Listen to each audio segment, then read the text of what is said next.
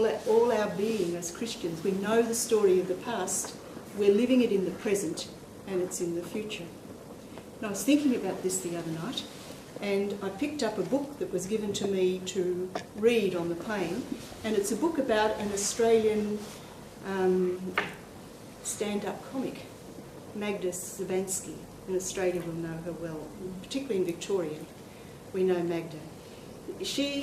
She was reflecting on her story, and she has a very powerful story to tell.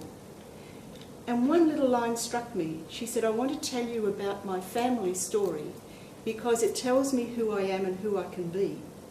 And I thought, that's exactly what we're doing with Euphrasie. It's exactly what we do with the scriptures, the story of Jesus in our liturgy.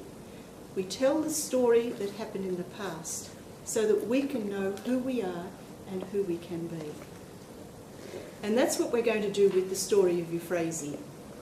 We're going to use her story, her background, who she was, where she was, and what were the influences in her life, to see something about ourselves, who we are and who we can be. And another step for yourselves, because you're teachers, who your children are, who your students are, and who they can be when they understand this story of a very amazing 19th century woman. She travelled around the world twice in a steamship or a sailing ship. I don't know what it was like in those days. I think sailing ship.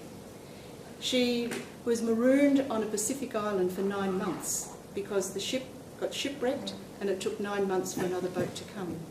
She was always seasick.